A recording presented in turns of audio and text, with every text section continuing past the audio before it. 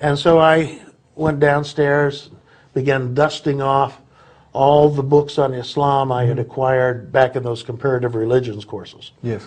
And they were all written by non-Muslim Western scholars. And there's probably half a dozen or more of them. And I took them down, I reread them. I took down 2 different translations of the meaning of the Quran that I had acquired back in those courses, read them. And the more I read, the more I said, no, wait a minute. You know, this is what I believe. Starting to connect. Yeah, very much starting to connect. And the other thing that eventually happened in that process was, as I continued to read in the English translations of the meaning of the Quran, especially where it was talking about biblical history, yes, and biblical concepts, I saw within the Quran statements about these things that I knew could not have been known by any illiterate 7th century Arab. And of course, Prophet Muhammad, peace be upon him, was illiterate. He didn't know how to read, write. History confirms this. Yes, yes. And he was known as the truthful. Yes, yes. Yeah. And so now I'm left with a question. Yeah. Where did this come from?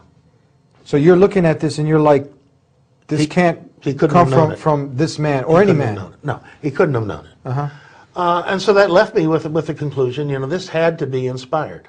Yeah. However you want to define inspired, yeah, in some sense this knowledge was inspired by God. Wow, subhanAllah. And quite honestly, brother, I was uncomfortable with that conclusion. Why? I didn't like that conclusion. Uh-huh. Because that raised questions about my own sense of religious identity. Yeah. You know, I still continued to call myself a Christian, even though I was an atypical Christian. And I didn't like that challenge to my sense of identity. So this is where things started, about in December of 1992.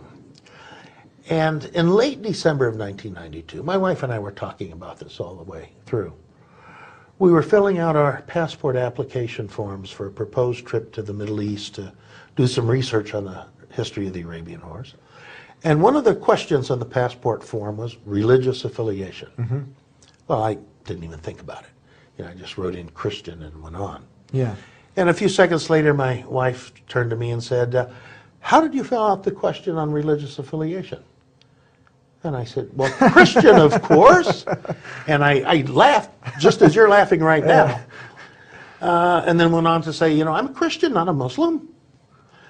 Now, is it at the same time, is she doing her own research with you, along with you? Yeah, we're talking about it all the way through. All the time, okay. Yeah.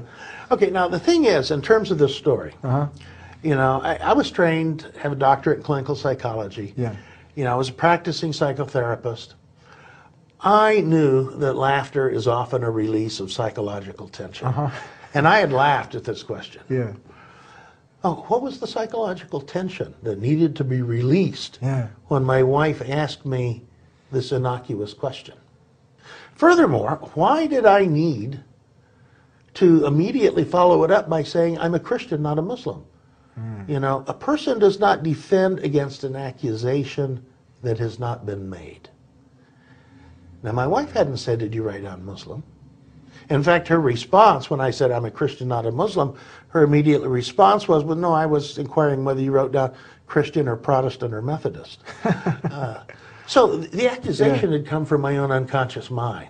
You know, there was a part of my own unconscious mind that was saying, you're a Muslim. Yeah. And my conscious mind was saying, oh, no, I'm not. It's a battle within now. Yeah, it's a battle within. And this battle continued.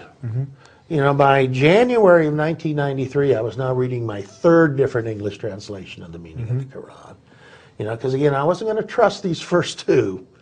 You know, I didn't like that conclusion I had come to, that Muhammad, peace be upon him, had been inspired by God. Because this raised issues in terms of my own identity. Yes. Well, I continued studying though, and in January of 1993, I began experimenting with saying the 5 daily prayers of Islam, alone in private, and of course in English, because I didn't know the Arabic to do them that way. And I found this very spiritually rewarding, very spiritually gratifying. But again, I'm an atypical Christian. I may be an atypical Christian who doesn't believe in the divinity of Jesus, who doesn't believe in the Trinity, who's reading the Quran every day in English translation, and who's saying the 5 prayers of Islam every day in English, but I'm still an atypical Christian. Yeah. Well, late in January of 1993, it was my lunch hour at my private practice, so I went to an Arab restaurant I had started to frequent. And I took with me my 3rd translation of the Quran, thought I'd get some reading done over lunch. Yeah.